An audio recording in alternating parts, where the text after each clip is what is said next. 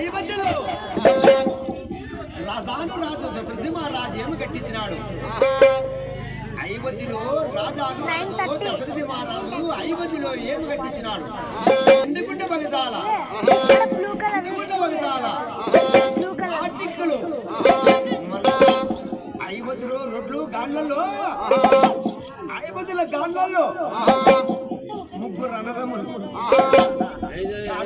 పెద్ద పోటీలు ఒడ్లు ముగ్గురు ముద్దాల దాపిన రసకట్ట కట్టి చిన్న పాలేగాడు చిన్నప్పుడు గాండ్లలో ముగ్గురు అన్నదమ్ములు వాళ్ళకి పెద్దలు సంపాల్సిన అదే దెయ్యాలను అడగడేసాను 4000 ఎకరాల భూములు నా గాండ్లకు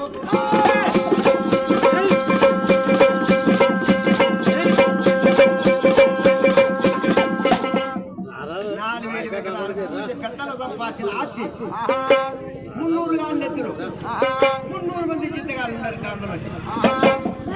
అప్పుడు ముగ్గురు అన్నదమ్ములు కూడా మాట సంసారమే.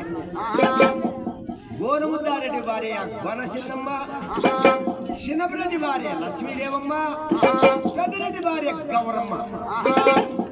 6 మంది కుటుంబం గాండ్లు.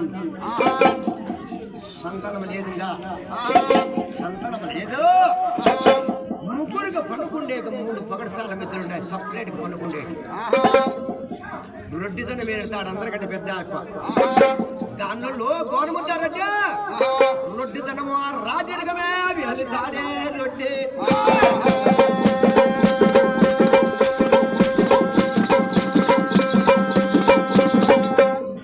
అప్పుడు రొడ్డితనం ఏంటండి, మా తల్లి జగన్మాత అద్రమ్మ రాజును చక్కెర పొద్దున ఆదివారం నాడు 5 ఎట్ల వద్దనే మా తల్లి మారమ్మ.